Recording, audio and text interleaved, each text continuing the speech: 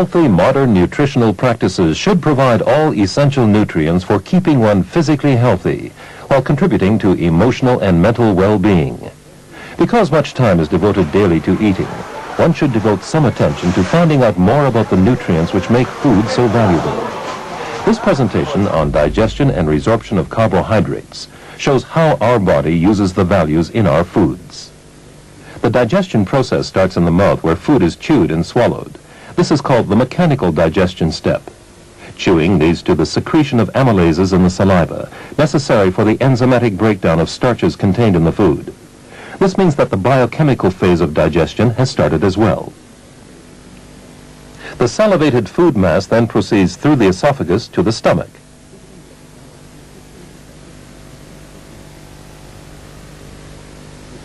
The stomach is an organ with a thick-walled membrane containing many secretory glands. The covering cells produce gastric juice and create the acid environment which does not degrade the carbohydrates further in the stomach. The movements of the stomach guarantee that the food mass is well mixed and goes through a sphincter called the pylorus in the duodenum, the first section of the small intestine.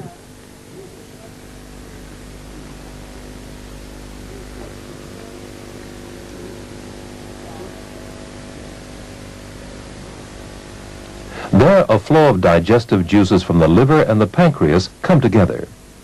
Bile is produced by the liver and stored in the gallbladder. In one day, the pancreas secretes 1 to 1.5 liters of pancreas juice containing the enzymes called pancreas amylase. They are necessary for breaking down the long starch chains into smaller pieces of starch, the polysaccharides and the disaccharides, finally into monosaccharides for reabsorption. Surplus energy from carbohydrates can be partly stored in the liver and in the muscles in the form of glycogen. Was sind Einfachzucker?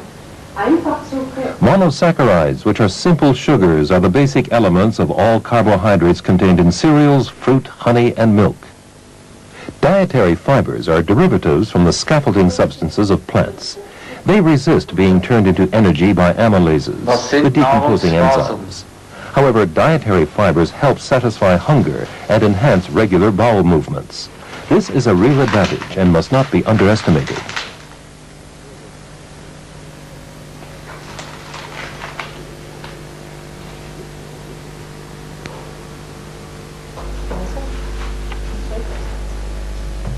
The rate of digestion and food transfer in the digestive tube depends very much on its composition, particularly on the nature and quantity of the dietary fibers.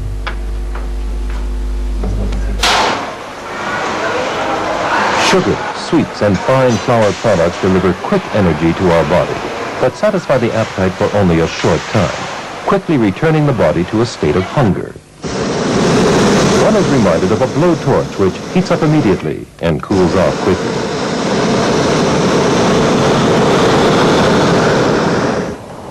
Carbohydrates, then, primarily provide energy for the body. So carbohydrates are like petrol for a car. They act as fuel for the body so that it can reach performance levels, such as in sport. How much energy is consumed depends on the degree of training and the length of the competition. In short, in concentrated performances, the immediately available carbohydrates are burned. Foodstuffs rich in dietary fibers are slowly digested and lead to a slower rise of blood sugar, so the energy supply is extended over a prolonged time span and is more continuous.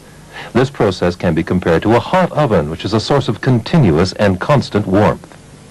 Therefore, it's extremely important for anyone competing in high-performance sport to build up a full carbohydrates deposit in the form of glycogen in his liver and muscles. But since this reserve will only last for about 1 hour, carbohydrates in the form of monosaccharides will have to be ingested again if the sport in question requires endurance. This world-famous sequence illustrates what happens when the right kind of carbohydrates is missing. Das kann nicht Sinn von Olympia sein, dass man am Rande der Erschöpfung gerade eben sich noch über die Ziellinie retten, im Stadion ankommt. Ich hoffe nur, dass sie keine gesundheitlichen Schäden davonträgt.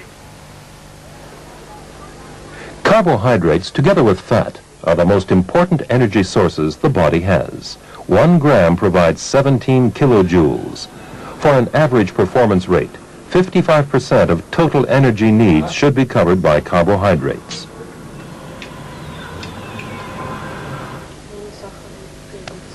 All organs, particularly the brain, the red blood cells, and the suprarenal glands are dependent on a steady supply of monosaccharides.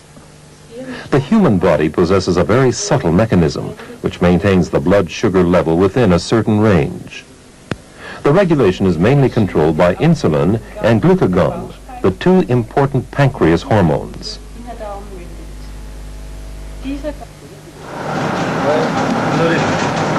Athletes have furnished the evidence that in certain sports, carbohydrates are the best source of energy. Medical surveillance and regular controls are indicated for high-performance sports and physical exercises. People who practice sport, no matter how well, use energy continuously, so they can also maintain their ideal weight. The stored carbohydrates in the liver and in the muscles are reduced to their original volume after 12 to 28 hours, even after no physical exertion. But what happens when the supply of carbohydrates exceeds the energy requirements? The surplus energy from the consumed carbohydrates is transformed into fat and stored in the fat tissue cells. Increased physical activity means more energy being consumed, thus reducing the body fat. Now here's Professor Ulrich Keller to respond to specific questions. What are the risks of an excessive supply of carbohydrates? It's normal that if you eat too much, particularly too many carbohydrates, you'll tend to put on weight and suffer all the negative effects of doing so.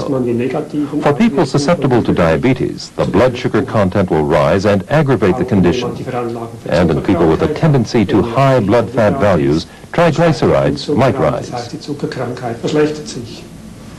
Oder zum Dritten, wenn Leute eine Neigung für hohe Blutfette haben, dann können die Triglyceride ansteigen. Das sind die eigentlichen Blutfette bei übermäßiger Kohlenhydratzufuhr.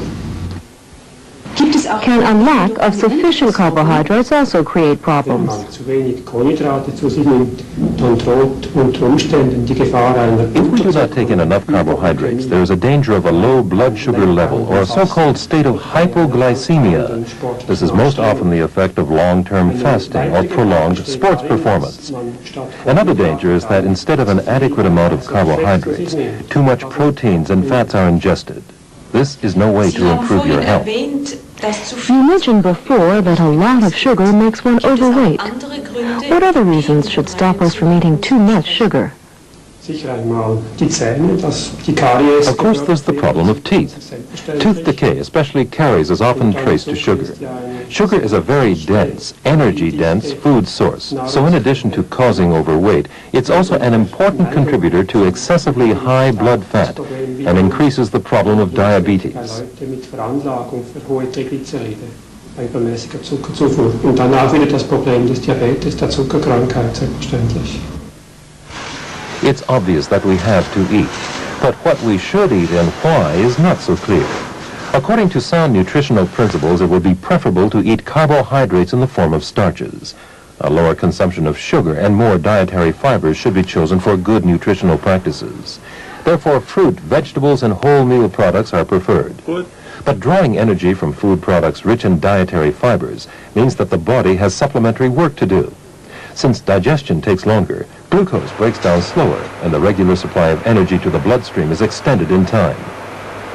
According to natural origin, we can define several types of dietary fibers with different chemical compositions.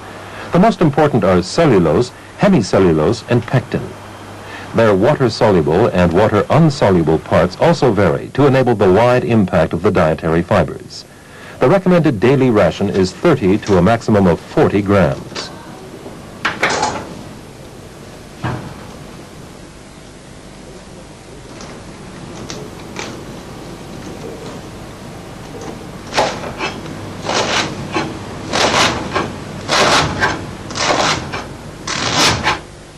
Bread is one of our main foodstuffs. One of its basic constituents is flour. However, the degree of extraction of the cereals which determines if flour is white or dark indicates the content of dietary fibers. Therefore, dark flour from such cereals as rye or wheat contains much more dietary fiber compared to fine flour and its products. At school, at work, or at leisure, snacks are always recommended. Fruit and wholemeal bread with cheese, while satisfying hunger, may provide less energy compared to other snacks. That helps maintain a trim figure, an important aspect of a person's emotional and psychological well-being.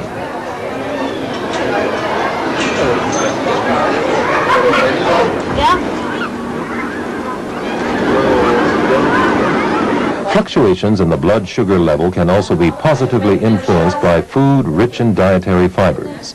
This is an advantage, especially for diabetics.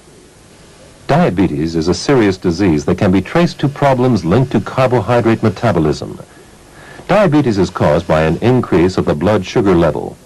Signs such as continuous thirst, fatigue, weakness, or injuries that heal badly are usually the first symptoms of diabetes.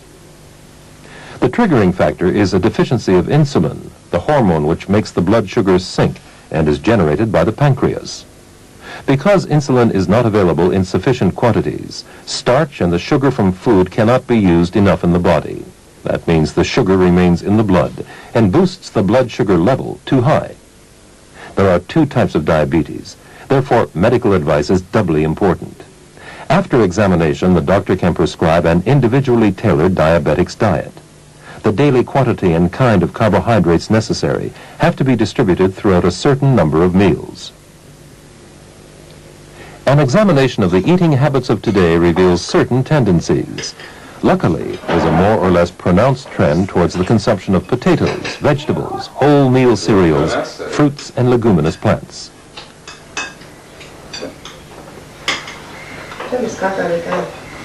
Although vegetable or animal fats have their role in modern eating patterns, the consumption of them is generally excessively high. Too much sugar can damage the teeth. A reduction in the consumption of refined sugar is therefore advisable.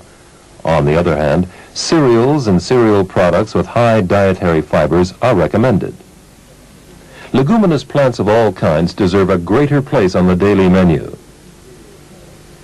Rice, the bread of Asia, can be a sensible contribution to healthy nutrition. Fruit and vegetables offer a number of opportunities for healthy and tasty dishes. Fresh or cooked, they should be part of daily meals. The principles of well-balanced nutrition include the choice of varieties of foods rather richer in carbohydrates than in fats, and a sufficient quantity of dietary fibers. This can help prevent many so-called illnesses of civilization. The benefits are a healthy body and an alert mind. Some foodstuffs do not taste good raw or cannot be eaten that way. In certain cases, only cooking will unlock the valuable nutritive substances and make them digestible. Short storage periods and careful handling of the products guarantee minimal loss of vitamins and minerals. Knowing how to handle food and mastering the art of adding spices give the food its smell and taste.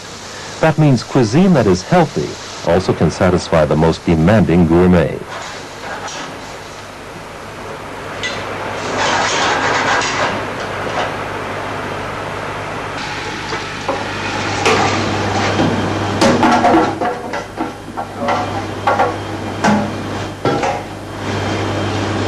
One must not underestimate the responsibility chefs have for the health of their guests.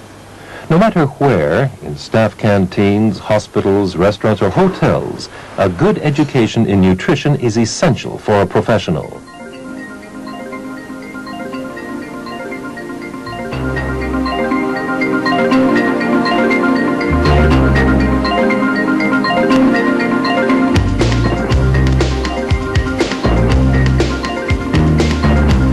Several important aspects characterize the attitude of modern society towards food. People still tend to eat too much meat, fat, and refined food like sugar, while the consumption of cereals, potatoes, and leguminous plants remains low. So up with sound nutrient fibers and down with fat and sugar. The health advantages are clear, and health is mankind's most important possession. Protect it.